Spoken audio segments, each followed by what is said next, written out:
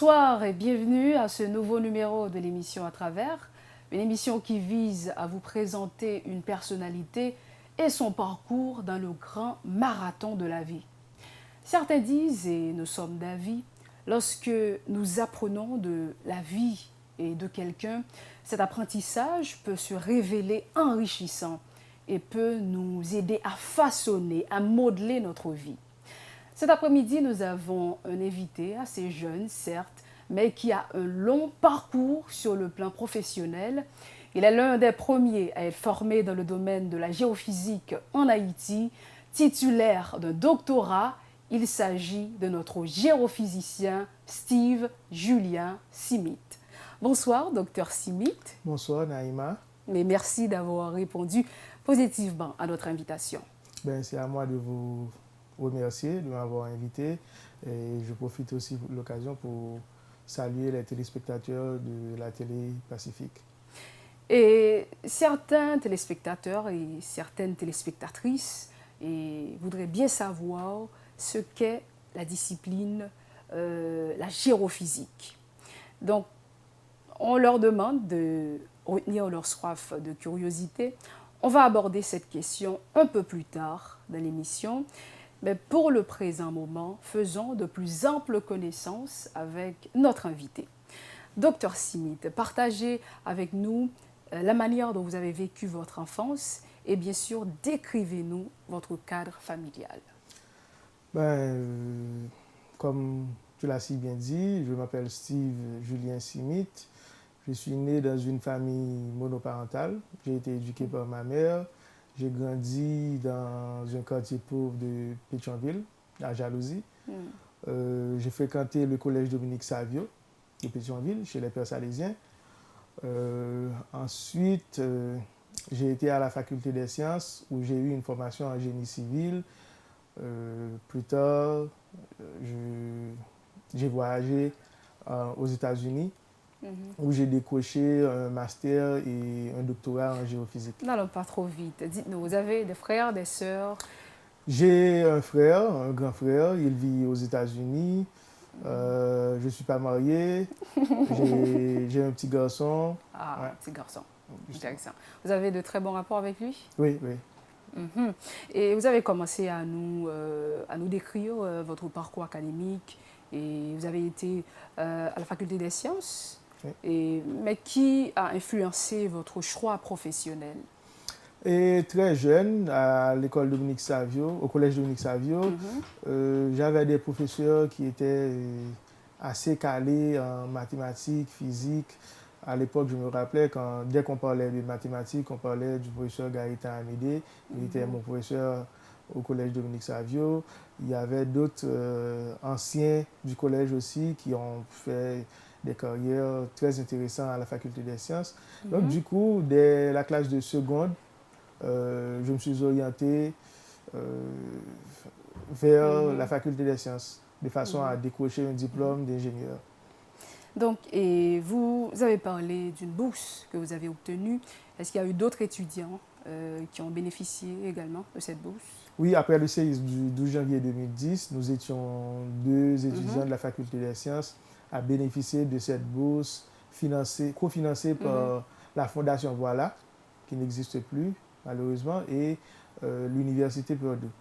On a bénéficié de cette bourse pour aller étudier les géophysiques pour pouvoir intégrer un programme de master. Ce qu'on a fait, la bourse était pour 3 ans.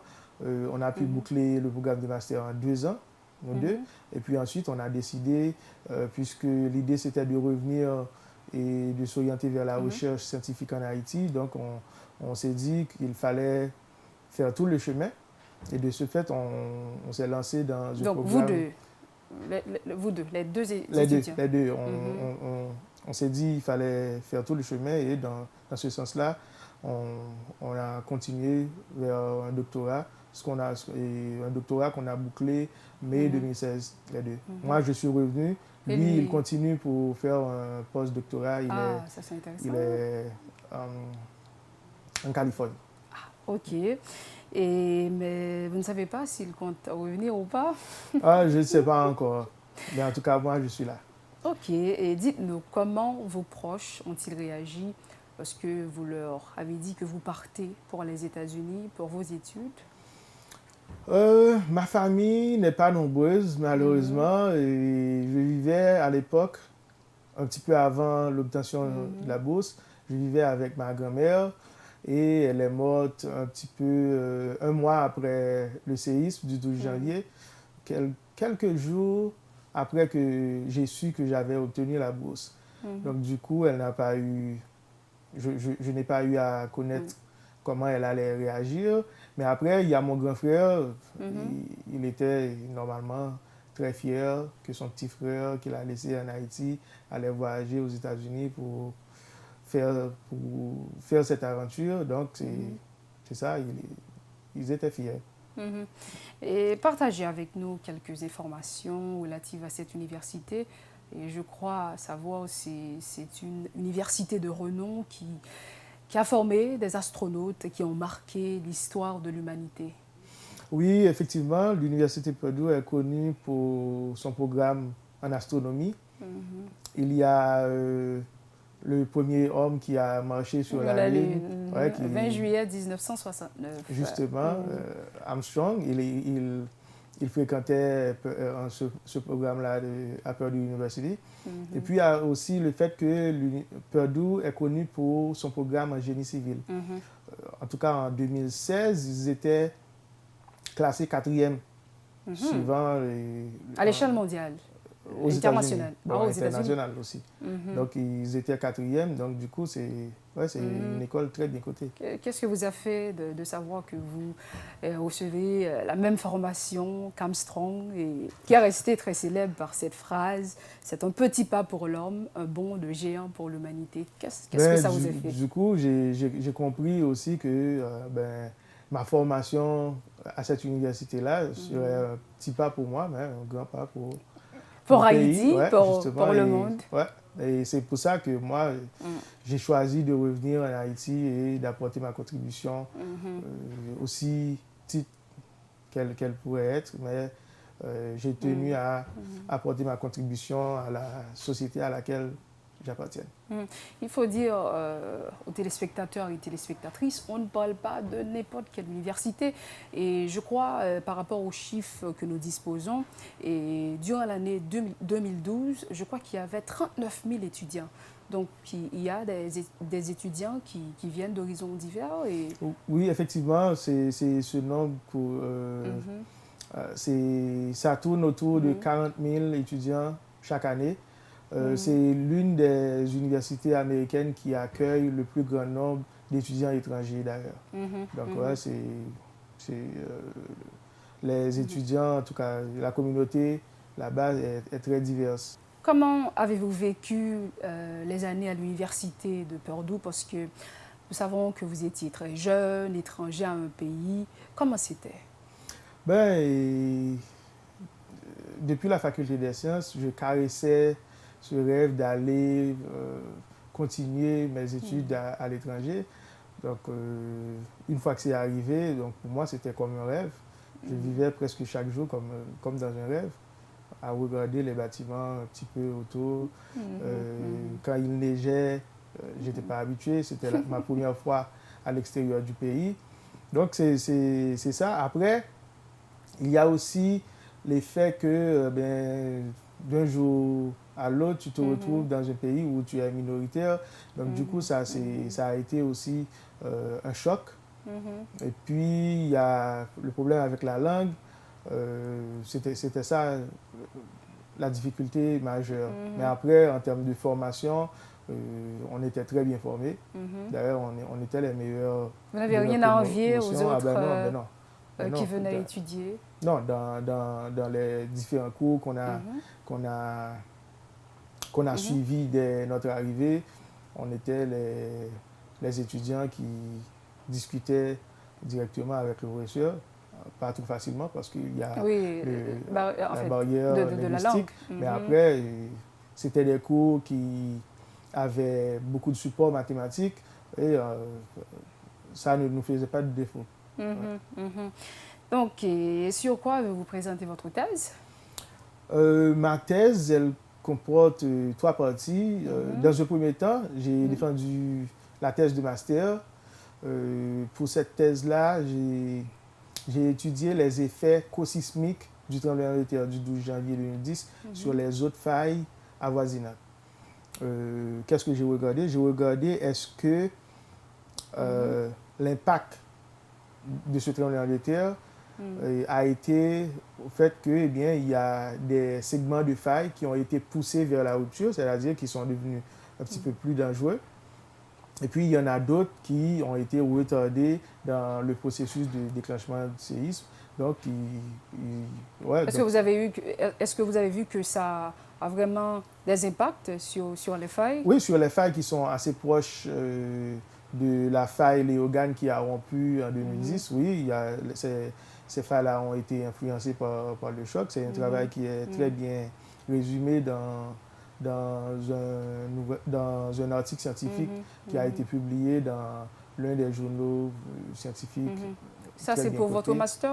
Ça, c'était pour mon master. Ensuite, j'ai étudié le mouvement cinématique de toute la plaque Caraïbe pendant mon doctorat. Le mouvement cinématique, ça veut dire quoi? Ça veut dire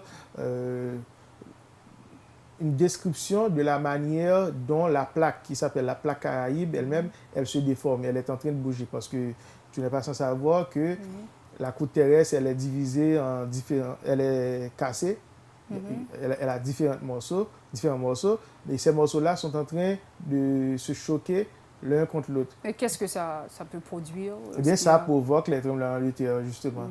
Le fait qu'il y a des morceaux, des blocs de roche qui se frottent l'un contre l'autre, eh bien, à chaque fois que ces deux blocs-là vont glisser l'un sur l'autre, eh bien, ça va provoquer un séisme. Donc, j'ai étudié en quelque sorte, à l'aide du GPS, le déplacement. Donc, vous étiez venu à ce moment en Haïti pour... Oui, pendant les vacances,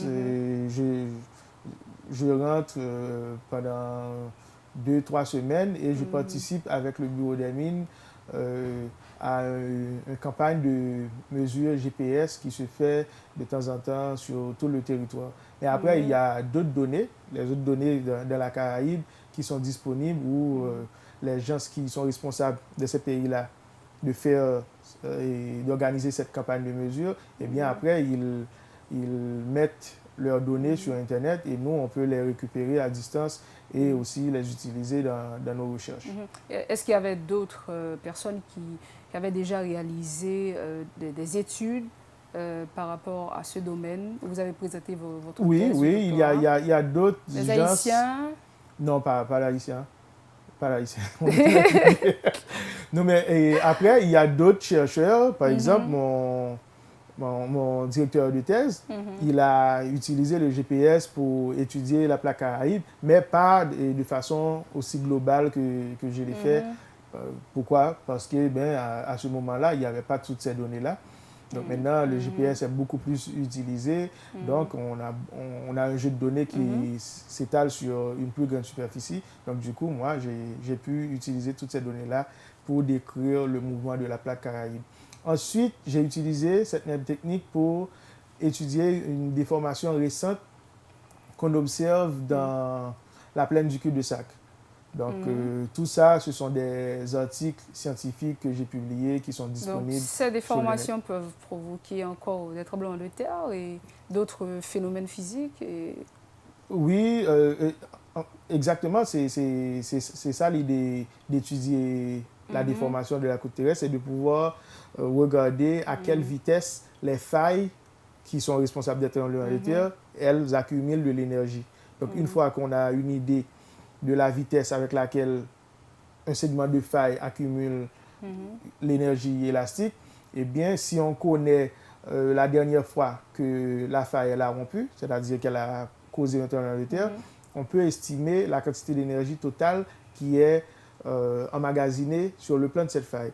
Et de ce fait, on peut dire, eh bien, s'il va y avoir un séisme à ce moment donné, eh bien, voici avec quelle force, c'est-à-dire la magnitude de ce séisme. Mais vous ne pouvez pas vraiment prédire à quel moment ça va se passer.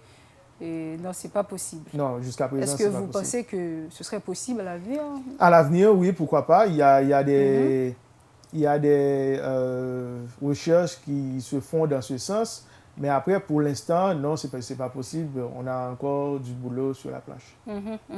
Donc, vous étiez en train de nous parler de votre thèse et de doctorat, mais par rapport à la publication, où est-ce qu'on peut consulter vos travaux de recherche? Les travaux scientifiques sont...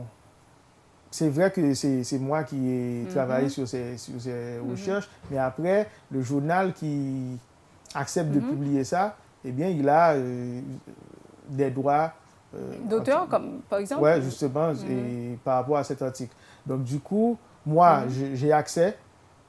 J'ai accès directement à cet article-là, mais une autre personne qui veut consulter on ça, doit payer en ligne. Si ce n'est pas moi qui lui fournis cet article directement, eh bien, il doit payer s'il veut avoir accès directement.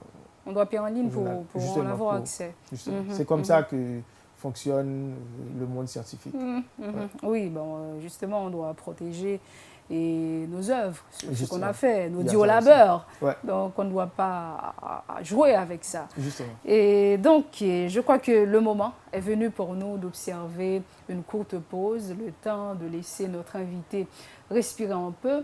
De retour, nous allons voir les raisons qui ont motivé notre géophysicien à revenir sur son terroir et quelle importance une discipline comme la géophysique devrait avoir en Haïti.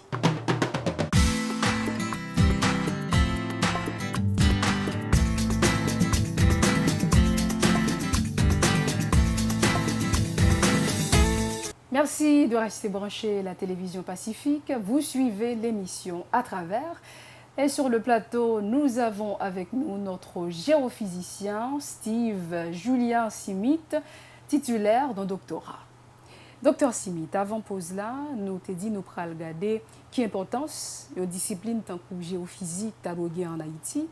Mais avant ça, nous t'avons aimé, ouais, là nous dit géophysique, qui ça nous doit comprendre, l'essentiel.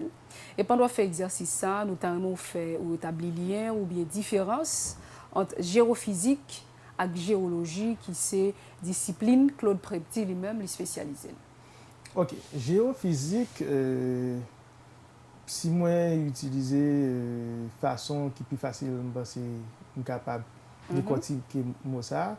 Eh bien, géophysique, c'est composé de deux mots, géo pour géologue et puis physique. Donc, puis bon, définition de mon travail, c'est bien c'est loi physique qui est appliquée à la structure géologique. OK? Donc, de là étant, on peut comprendre que, eh bien, il y a une différence entre géophysique et géologie. Eh bien, géologue là lui-même, qui ça qui est intéressé, c'est décrire structure géologique. C'est décrit, par exemple, qui ça qui en faille, c'est décrit qui différentes couches de terrain ou parcouru si on a creusé pour entrer en profondeur dans le sol là. OK, donc c'est des choses comme ça qui intéressent les géophysiques là. Donc les gens plus restés dans la description. Tandis que après géologie. Et maintenant géophysicien lui-même, il pose des questions pour qui ça c'est description, c'est telle description comme ça que géologue là ouais dans telle zone pour qui ça c'est pas l'autre pour qui ça telle zone a bail des séismes pour qui ça de l'autre zone pas bail des séismes. OK, donc une fois qu'on a besoin expliquer pour qui ça phénomène yo en place, eh bien c'est rôle géophysicien. Donc nous-mêmes qui ça nous fait nous aller sur le terrain non pas seulement pour nous garder structure mais pour nous prendre des données.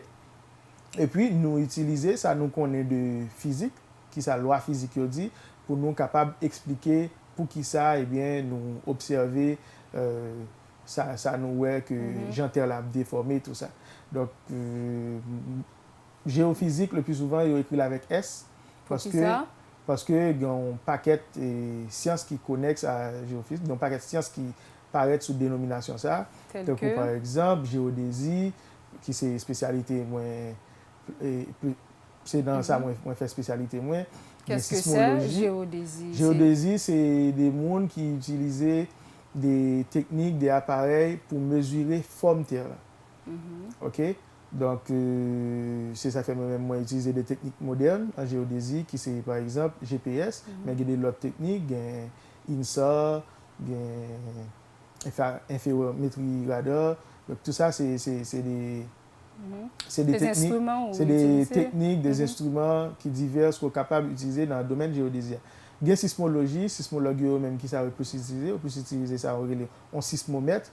C'est des instruments que vous mettez, eh bien, les sols à trembler, qui permettent de mesurer accélération, ou bien vitesse, ou bien déplacement que vous observez dans le sol là.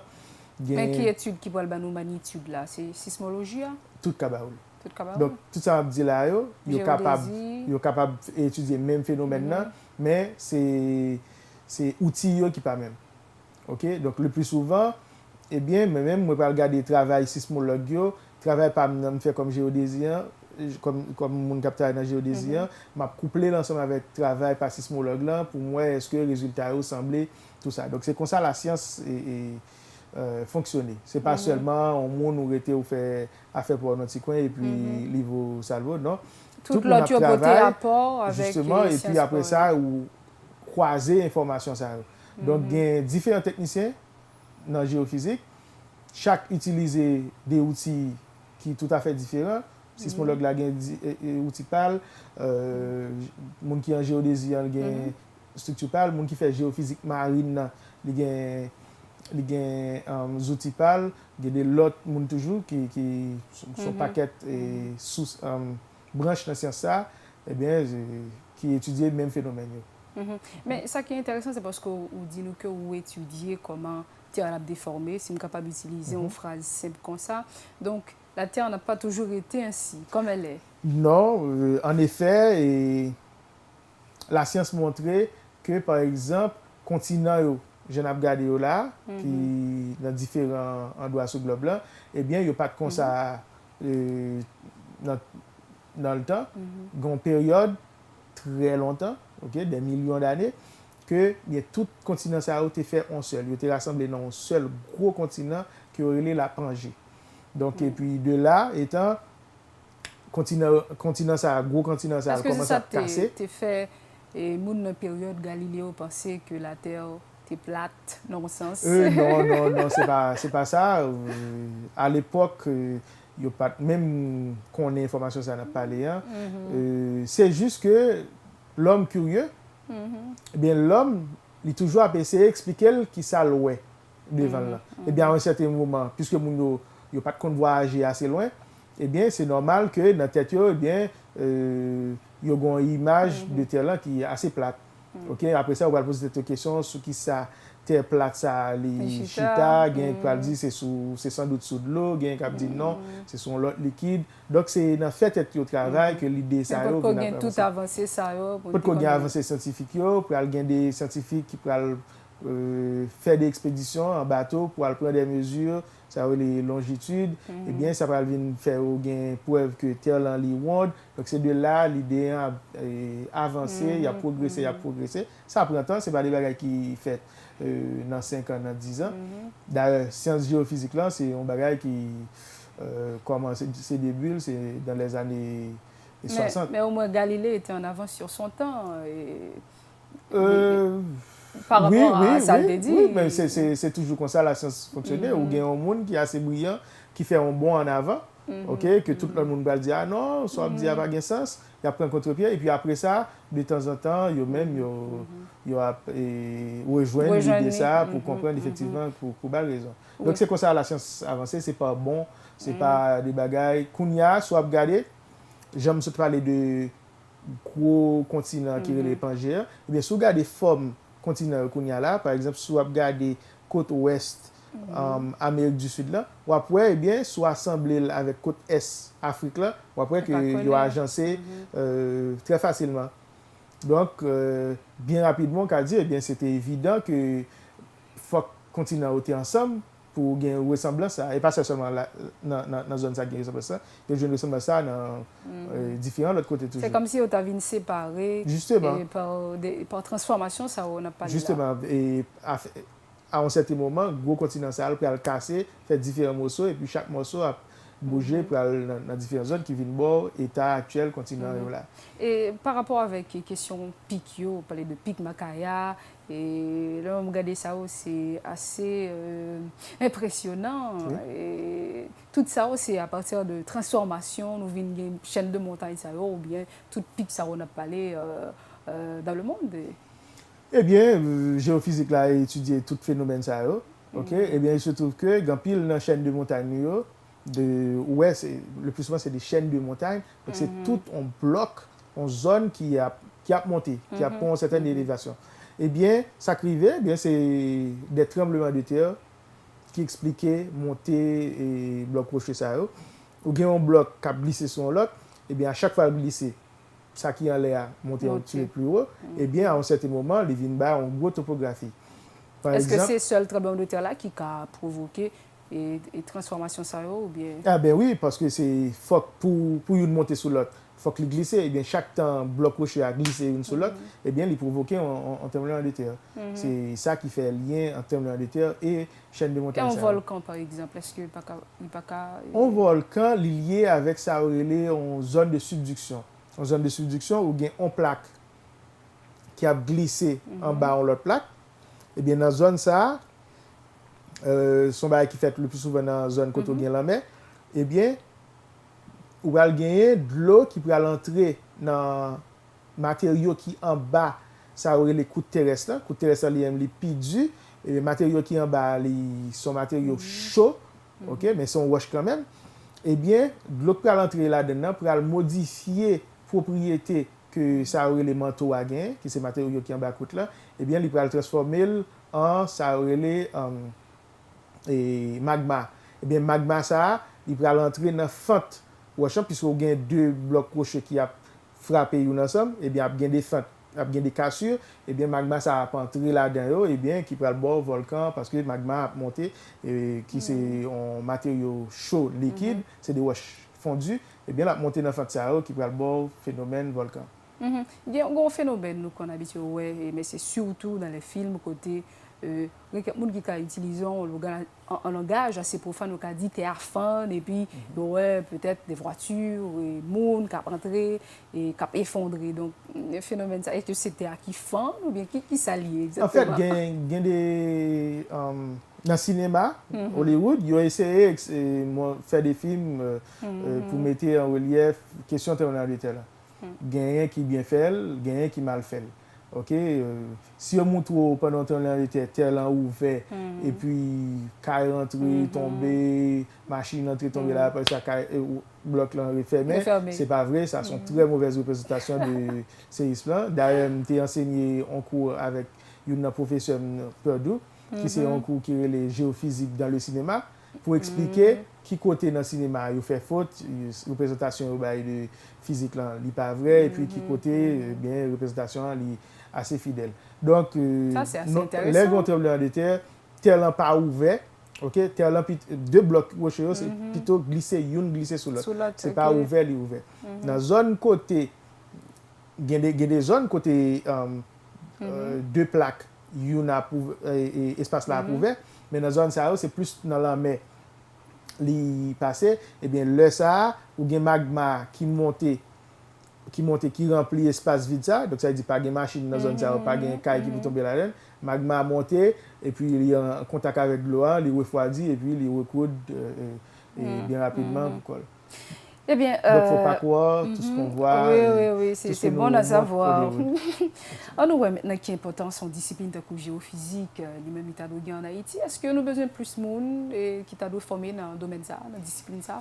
Effectivement, Jean Diola, c'est un paquet technicien qui regroupe son paquet technique qui regroupe sous dénomination géophysique là. Donc, il est bon pour Haïti gagner des différents mondes, différentes spécialités ça. Donc c'est sûr que deux grands géophysiciens en Haïti ont très peu de travail qu'ils ont fait. Donc pour l'instant, c'est nous deux qui sont sur le territoire là, qui sont sur l'île là. OK? C'est même avec l'autre confrère, Sadak Saint-Fleur. Maintenant après ça, où est que géophysique là, c'est lui-même qui étudie des phénomènes qui menacent nous. C'est tremblement de terre, tant que tsunami tout, parce que il y a des failles qui passent dans la mer, dans nos pays, qui ont provoqué des tsunamis.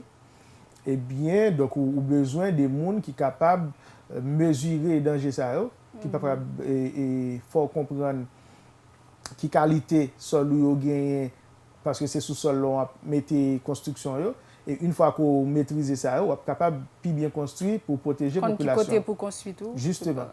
Maintenant, ensuite, après ça, dans la géophysique, nous passons sur ça, nous pas dire, mais géophysique tout, lui permet d'étudier qui ressources ou gagnent dans ce sol. Justement, ressources naturelles. Parce qu'il y a quelqu'un qui dit Haïti pauvre tout en étant riche. Est-ce que vraiment nous avons des ressources naturelles qui peuvent nous développer? Eh bien, pour nous connaître ça, ce n'est pas juste pour nous dire ça dans la bouche, ou bien pour nous suspect que des gens qui rentrent dans le pays, pour nous dire, bien, depuis entrer, ça me semble voler, pour nous dire, vous avez mis terre dans le sac, eh bien, c'est là où vous avez mis. Non, c'est pour nous bailler tête nous moyens, ça veut dire ressources humaines, ça veut dire mettre comme dans la recherche, ça veut dire donc, c'est des étudiants en géophysique qui sont capables de faire des recherches. Ou bien il y a l'autre discipline, nous pouvons mettre ensemble pour faire des recherches par rapport à la question des ressources naturelles. Oui, c'est des géophysiciens, c'est des géologues, c'est eux-mêmes qui par rapport à la question pétrole, minerais. Justement. Donc, c'est nous-mêmes. C'est nous-mêmes, en tant que société, qui vous baillent tête nos moyens pour qu'on. Ce qui ça nous campe, est-ce que les cas aider nous? Est-ce que les ressources nous gagnent? Est exploitable, est-ce que vous êtes capable d'aider nous dans le développement nous, ou bien est-ce que vous n'êtes pas capable? Ce n'est pas le monde qui peut sauter dehors pour venir dire nous, mais qui s'en pour vendre, mais qui s'en comme valeur. Vous pensez que le raisonnement ça n'a pas fait sens. Et si l'autre pays t'a accepté pour investir dans ce sens, vous pensez que c'est une très bonne idée pour Haïti à recevoir? Bon, si Haïti refusait peut-être les moyens pour faire le job là pour col, bon. Ça peut arriver que comme société, nous fait choix et demander à l'autre monde de faire le même parce que ce n'est pas intelligent. Ce n'est pas intelligent dans le sens que nous avons besoin qu'on ait valeur sur le monde avant pour mettre là à la vente. Donc, si nous avons maintenant même qui valeur, eh bien, nous avons vendre pour patate, tandis que nous avons un paquet de valeur. OK, mais comme ça tout, nous ne doit pas avoir tout ça, penser et puis ma PC vendre pour plus, donc ça vient faire que les gens ne peuvent pas acheter le même. Donc du coup, il n'est pas intelligent pour ne pas gagner de monde qui est capable d'investiguer, en tout cas garder pour mesurer quelle quantité et ressources nous gagnons, si nous gagnons effectivement. Oui, et nous avons retourné sur une déclaration que le président Jovenel Moïse a fait. Et comme quoi Haïti t'a bien préparé avant 2010 pour faire face à la catastrophe naturelle.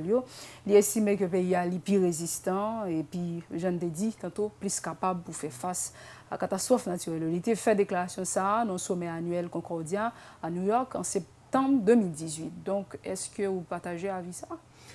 Non, je ne partage pas l'avis président. Je pense que point de vue là, il est erroné. OK, dans le sens que déjà, moi, je ne pas penser que n'importe qui gouvernement, n'importe qui moyen de gagner, ça te permet que 8 ans après, nous sommes préparés pour prendre des gros séismes pour ça encore. OK? Donc, c'est hors de question, nous ne pouvons pas parer, nous ne pouvons pas parer. Mais maintenant, est-ce qu'il y a des bagailles que nous avons fait qui ne sont pas fait? Je pense que c'est ça. Tel que? Est-ce qu'il y a des efforts qui sont faits qui méritent d'encourager? Je pense que c'est ça tout. Tant que les efforts qui sont faits, je pense qui méritent d'encourager, c'est par exemple, il y a des institutions telles que le Bureau des mines, LNBTP, Laboratoire national du bâtiment et des travaux publics, que moi, travaille ensemble avec eux, qui par exemple réalisaient ça aurait des codes de microzonage pour zone métropolitaine et puis pour région nord en tout. OK, parce que c'est des outils que nous avons besoin. Mais maintenant, qui est capable utile nous dans la question construction justement parce que travail ça qui ça va permettre de faire, il permet de identifier différents sols ou gains. Est-ce que sol ça est apte pour construire facilement ou bien est-ce que il demande pour gagner pour précaution pour prendre ou bien est-ce que il est presque impossible pour ta construire dans des zones ça.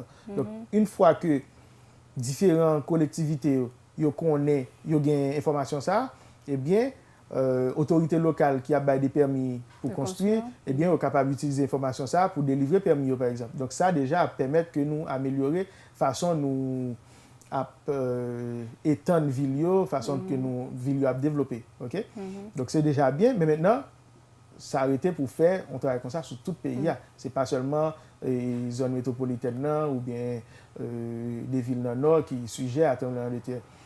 Après ça, il y a des travail qui est super important que vous pas jamais touché. Par exemple, c'est qu'on est qui vulnérabilité que système santé a gagné, c'est-à-dire tout bâtiment qui constitue un système santé, ok?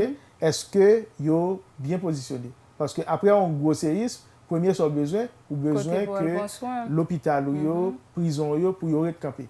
Parce qu'on pas voulu pour un paquet de monde qui blessé, nous avons fait expérience en 2010, nous avons un paquet de monde qui blessé, il y a réfugié dans l'hôpital, or l'hôpital yo même yo était à terre.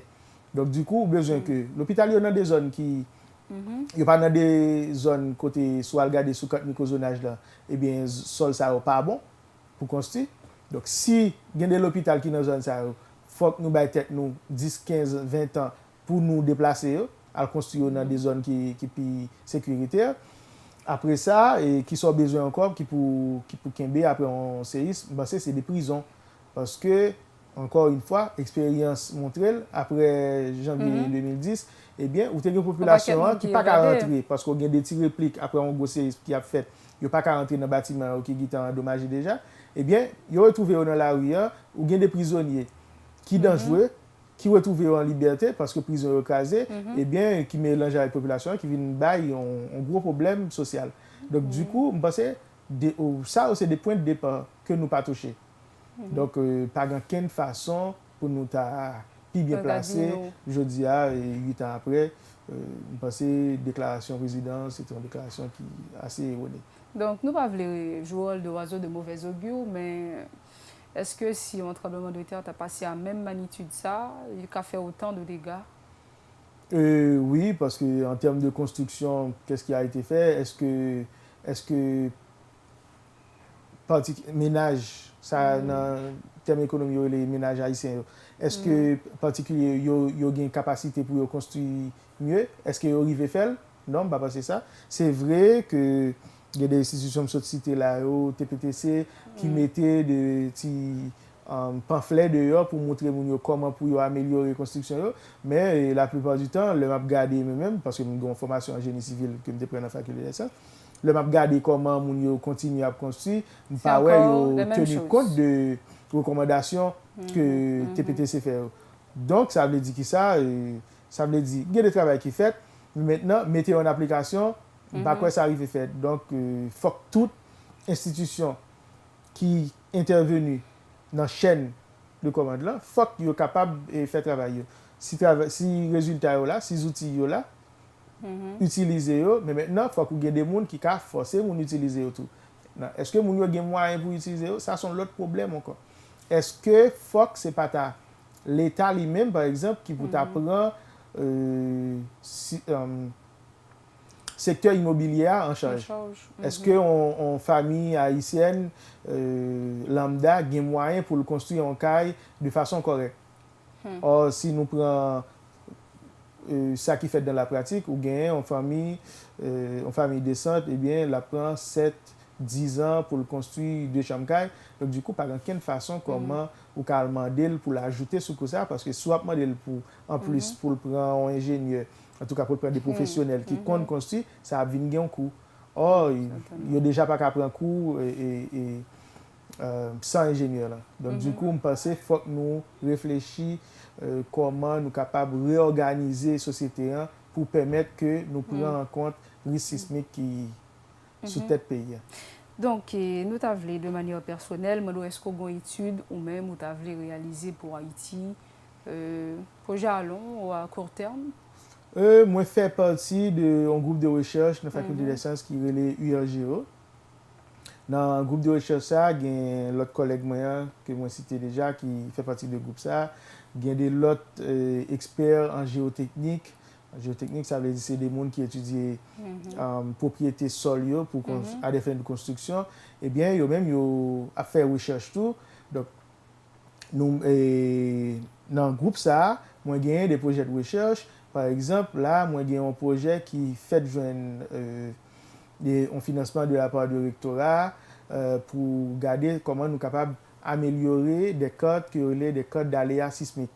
Quand ça permet de faire, eh bien, permet de gagner une information qui critique dans la construction, qui s'appelle les peak ground acceleration.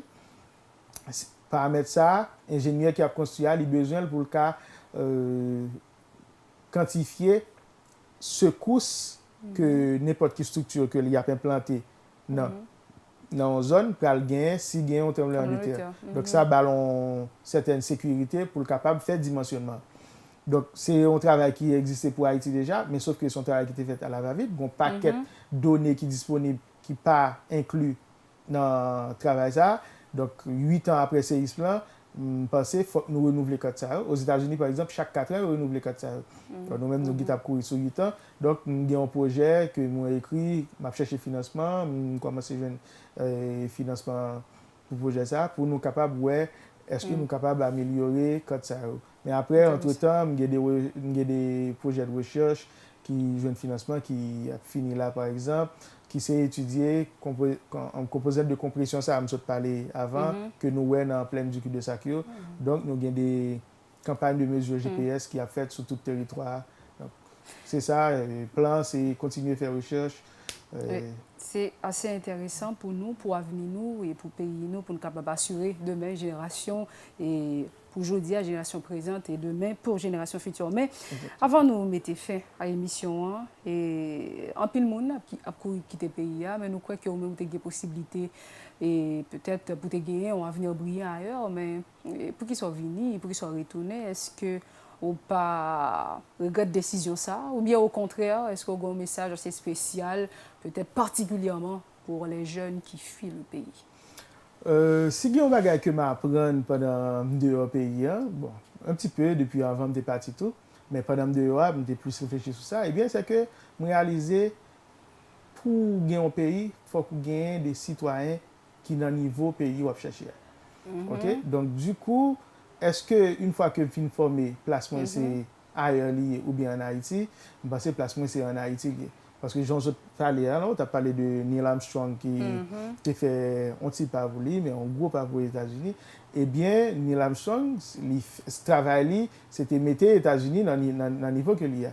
Donc, je pense que si nous-mêmes, tous, des professionnels qui formés dans le niveau ça, eh bien, place nous, c'est dans le pays nous, pour nous prendre le pays nous dans l'état de délabrement que y a, pour nous mener de l'autre côté.